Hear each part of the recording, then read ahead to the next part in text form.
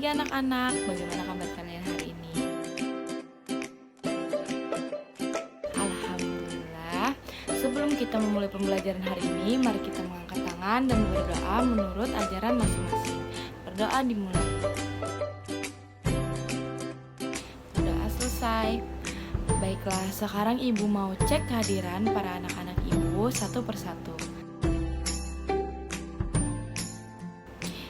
Alhamdulillah semuanya hadir. Mari kita memulai pembelajaran hari ini dengan membaca basmalah. Bismillahirrahmanirrahim. Hari ini materi yang kita akan bahas yaitu mengenai tentang tata surya. Yang pertama, pengertian tata surya. Tata surya adalah kumpulan benda langit yang terdiri atas matahari dan semua objek yang berputar mengelilinginya, termasuk 8 buah planet yang sudah diketahui dengan orbit berbentuk elips, 5 planet kerdil atau katai, 173 satelit alami yang telah diidentifikasi, dan jutaan benda langit, meteor, asteroid, komet, dan lainnya. Kesemua objek ini berputar di sekitar matahari karena adanya gaya tarik gravitasi. Lantas, apa saja yang sebenarnya membentuk tata surya? Seperti diketahui, komponen utama sistem tata surya adalah matahari, sebuah bintang deret utama kelas G2 yang mengandung 99,86% massa dari sistem dan mendominasi seluruh dengan gaya gravitasinya. Jupiter dan Saturnus, dua komponen terbesar yang mengendari matahari, mencakup kira-kira 90% massa selebihnya.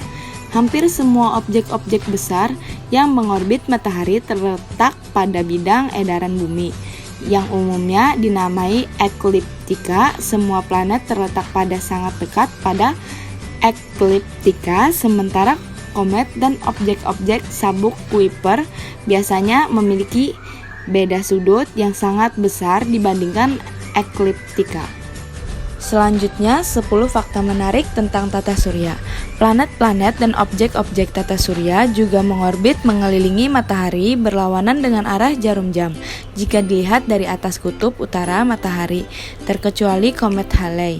Menurut hukum gerakan planet Kepler, orbit dari objek-objek tata surya di sekeliling matahari bergerak mengikuti bentuk elips dengan matahari sebagai salah satu titik fokusnya. Objek yang bergerak lebih dekat dari matahari atau sumbu semi mayornya lebih kecil, memiliki tahun waktu yang lebih pendek. Pada orbit elips, jarak antara objek dengan matahari bervariasi sepanjang tahun. Jarak terdekat antara objek dengan matahari dinamai perihelion, sedangkan jarak terjauh dari matahari dinamai aphelion. Di titik perihelion, semua objek tata surya bergerak tercepat, sedangkan di titik aphelion sebaliknya, dan sementara orbit planet-planet hampir berbentuk lingkaran. Orbit pada komet, asteroid, dan objek sabuk Kuiper kebanyakannya berbentuk elips. Pada kenyataannya, semakin jauh letak sebuah planet atau sabuk dari matahari, semakin besar jarak antara objek itu dengan jalur edaran orbit sebelumnya. Sebagai contoh, Venus terletak sekitar 0,33 satuan astronomi atau SA lebih dari Merkurius, sedangkan Saturnus adalah 4,3 SA dari Jupiter, dan Neptunus terletak 10,5 SA dari Uranus. Berikutnya yaitu hipotensi populer tentang tata surya, mana yang paling tepat. Beberapa upaya telah dicoba untuk menentukan korelasi jarak antar orbit ini, atau hukum Titus-Bode, tetapi sejauh ini tidak satupun teori telah diterima. Hampir semua planet-planet di tata surya juga memiliki sistem sekunder, kebanyakannya adalah benda pengorbit alami yang disebut satelit. Beberapa benda ini memiliki ukuran lebih besar dari planet. Hampir semua satelit alami yang paling besar terletak di orbit sinkron dengan satu sisi satelit berpaling ke arah planet induknya. Secara permanen, 4 planet terbesar juga memiliki cincin yang berisi partikel-partikel kecil yang mengorbit secara serempak. Untuk lebih jelas mengenai objek-objek yang membentuk tata surya, berikut penjelasannya. Yang pertama yaitu bintang. Bintang merupakan salah satu anggota tata surya yang memiliki sifat istimewa karena bisa memancarkan cahaya sendiri. Ada banyak sekali bintang di dalam sistem tata surya, salah satunya adalah matahari. Matahari memiliki massa yang paling besar dibandingkan bintang-bintang lain yang terdapat dalam sistem tata surya kita. Karena massanya inilah, gaya gravitasi matahari mampu membuat planet-planet dan benda-benda langit lainnya beredar pada lintasan tertentu. Yang kedua yaitu planet-planet. Tak seperti bintang, planet tidak memancarkan cahaya sendiri tetapi hanya merefleksikan cahaya matahari.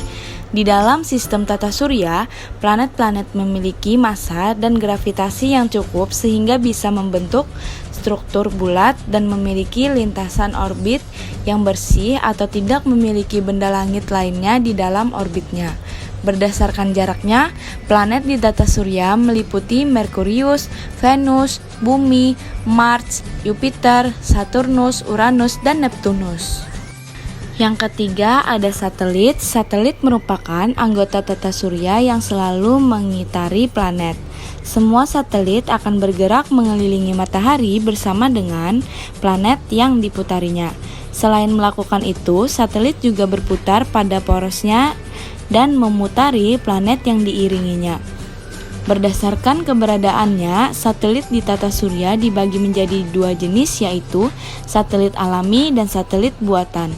Satelit alami merupakan satelit yang diciptakan oleh Tuhan dan bisa bergerak dengan sendirinya tanpa bantuan tangan manusia, sementara satelit buatan adalah satelit buatan manusia yang diluncurkan dalam orbit yang pasti. Mereka digunakan untuk ramalan cuaca, telekomunikasi, pertanian, dan lain-lain. Yang keempat, asteroid. Asteroid adalah benda berbatu kecil di tata surya yang lebih kecil dari planet-planet. Asteroid beredar pada lintasan yang terletak di antara orbit planet Mars dan Jupiter. Proses terbentuknya asteroid terjadi secara bersamaan dengan proses terbentuknya planet yang sesuai dengan susunannya. Yang kelima, komet. Komet adalah benda langit yang berukuran kecil.